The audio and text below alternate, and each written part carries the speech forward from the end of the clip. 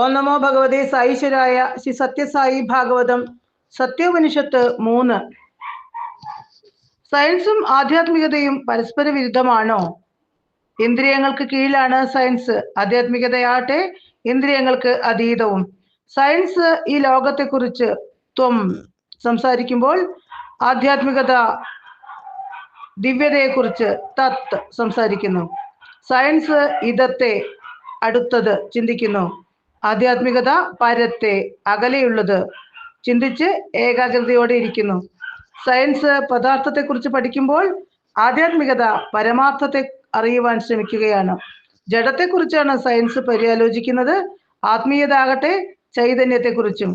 ആധ്യാത്മികത ആധാരത്തെ ലക്ഷ്യം വെക്കുന്നു, സയൻസ് ആധേയത്തെയും. സയൻസ് സ്പ്ലിറ്റ് ഓഫ് ലവ് ആണെങ്കിൽ ആധ്യാത്മികത സ്പിരിറ്റ് ഓഫ് ലവ് ആണ്.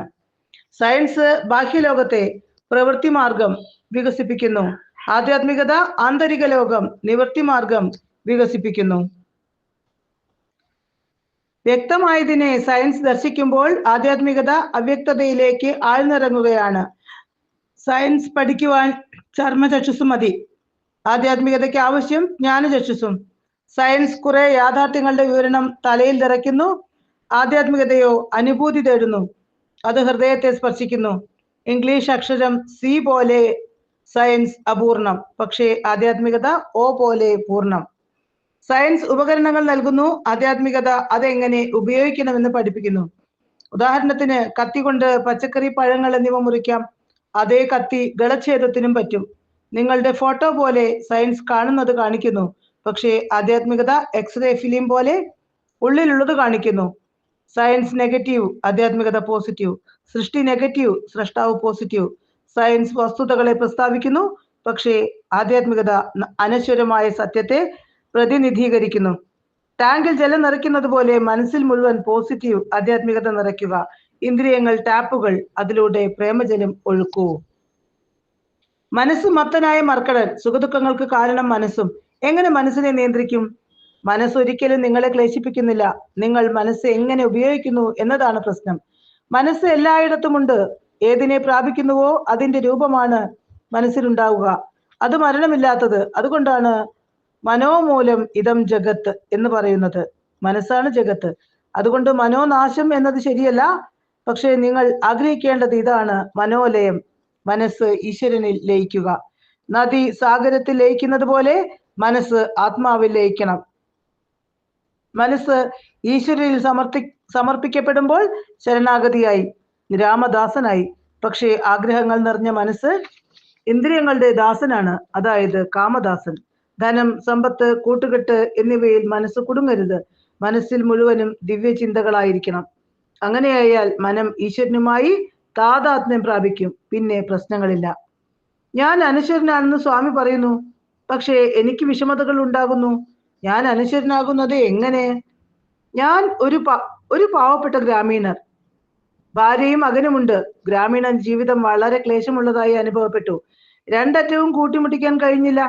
ഒരിക്കൽ അയാൾ ഒരു സ്വപ്നം കണ്ടു. അയാൾ വലിയ ധനികനായി, മാത്രമല്ല 5 ആൺമക്കളും. സ്വപ്നം കണ്ടുകൊണ്ടിരിക്കെ അയാളുടെ ഭാര്യ വലിയ നിലവിളിയോടെ അയാളെ വിളിച്ചുണർത്തി. അവരുടെ ഒരേ ഒരു മകൻ മരിച്ചു. ഇത് കേട്ട് അയാൾ അക്ഷോഭ്യനായി നിന്നതേയുള്ളൂ. ഭർത്താവിന്റെ ഈ അവസ്ഥ കണ്ട് ഭാര്യ ചോദിച്ചു, നിങ്ങൾക്ക് എന്താ ഒരു വിഷമവും ഇല്ലാത്തത്? ആ സാധു മറുപടി പറഞ്ഞു, നിന്റെ ദുരവസ്ഥ എനിക്ക് മനസ്സിലായി, പക്ഷേ എന്റെ അവസ്ഥ അതൊന്നുമല്ല. എന്തു നഷ്ടമോർത്താണ് ഞാൻ ദുഃഖിക്കേണ്ടത്? സ്വപ്നത്തിൽ നഷ്ടപ്പെട്ട 5 മക്കളെ ഓർത്തോ? ഇപ്പോൾ മരിച്ച ഒരു മകനെ ഓർത്തോ? ഇക്കാര്യം മനസ്സിലാക്കുക. ഒന്ന് ദിവാസ്വപ്നം, മറ്റേത് നിശാസ്വപ്നം. ഒന്നുള്ളപ്പോൾ മറ്റേതില്ല. ഒരു സമയം ഏതെങ്കിലും ഒരു സ്വപ്നം മാത്രം നിലനിൽക്കുന്നു, പക്ഷേ 2 അവസ്ഥകളിലും നിങ്ങളുണ്ട്. ഉറങ്ങുമ്പോഴും ഉണർന്നിരിക്കുമ്പോഴും നിങ്ങളാണ് അനുഭവിക്കുന്നയാൾ. ദിവാസ്വപ്നവും നിശാസ്വപ്നവും തമ്മിലുള്ള വ്യത്യാസം എന്ത്? ദിവാസ്വപ്നം കായം, ശരീരം, കാലം, കാരണം, കർത്തവ്യം എന്നീ ഘടകങ്ങളുമായി ബന്ധപ്പെട്ട് കിടക്കുന്നു. നിങ്ങൾ ഗുണ്ടൂർക്ക് പോവുകയാണെന്ന് കരുതൂ. അപ്പോൾ നിങ്ങൾ എപ്പോൾ, എന്തുകൊണ്ട്, എങ്ങനെ എന്നീ കാര്യങ്ങൾ അറിഞ്ഞിരിക്കണം. നിങ്ങൾ ബസ്സിൽ പോകുന്നു, അവിടെ എത്തുവാൻ 10 മണിക്കൂർ എടുക്കുന്നു. നിങ്ങളുടെ അനുഭവങ്ങളെല്ലാം പങ്കാളിയുമായി പങ്കിടുന്നു, കർത്തവ്യം എന്ന നിലയിൽ. സ്വപ്നത്തിൽ ഈ ഘടകങ്ങൾ ഒന്നുമില്ല. നിങ്ങളുടെ ശരീരം കട്ടിലാണ്, യാത്ര ചെയ്യുന്നില്ല, അതിനായി സമയമെടുക്കുന്നില്ല. ഇതുപോലെ രണ്ടവസ്ഥകളും തമ്മിൽ വ്യത്യാസങ്ങളുണ്ട്. പക്ഷേ രണ്ട് അവസ്ഥയിലും നിങ്ങളുണ്ട്. അതിനാൽ നിങ്ങൾ അനശ്വരനാണ്, നിത്യനാണ്. ഈശ്വരന് രൂപമുണ്ടെന്നും അല്ലെന്നും വാദിക്കുന്നവരുണ്ട്. ഡോക്ടറെ കാണുമ്പോൾ നിങ്ങൾ ശാരീരിക പ്രശ്നങ്ങളെ കുറിച്ച് ഓർമ്മിക്കും. വക്കീലിനെ കാണുമ്പോൾ കേസുകളെ കുറിച്ചായിരിക്കും ചിന്ത. ഇതുപോലെ ക്ഷേത്രഗോപുരം കാണുമ്പോൾ ഈശ്വര സ്മരണ ഉണർത്തപ്പെടും. പ്രേമത്തിന് രൂപമില്ലായിരിക്കും, പക്ഷേ പ്രേമമയിയായ മാതാവിന് രൂപമുണ്ട്. ജലത്തിന് നിയത രൂപമില്ല, പക്ഷേ ടംബ്ലറിൽ ജലം എടുത്താൽ രൂപമായി. വായുവിന് രൂപമില്ല, പക്ഷേ ബലൂണിലെ വായുവിന് രൂപമുണ്ട്.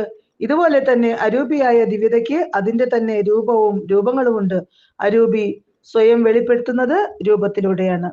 ചെറിയൊരു ഉദാഹരണം. തിയേറ്ററിൽ സ്ക്രീനിലാണ് ചിത്രങ്ങൾ തെളിയുക. ഓരോ ചിത്രത്തിലും സ്ക്രീൻ ഉണ്ട്, പക്ഷേ സ്ക്രീൻ കാണാനില്ല. സ്ക്രീൻ ഇല്ലെങ്കിൽ ചിത്രം കാണാനും കഴിയില്ല. ചിത്രങ്ങൾ വരുന്നു പോകുന്നു, ഒന്നുപോലും സ്ഥിരമായി അതിൽ നിൽക്കുന്നുമില്ല. ഇതിനെ ആധ്യാത്മികതയിൽ സത്ത് അസത്ത്, സദസത്ത് എന്ന് വിവരിക്കപ്പെടുന്നു. സത്ത് ഉള്ളത്, അസത്ത് നിലനിൽപ്പില്ലാത്തത്. അതുപോലെ ഇത് രണ്ടും ഒരുമിച്ച് നിൽക്കുന്നു, സകാരവും നിരാകാരവും. ഓം തത്സത്ത്.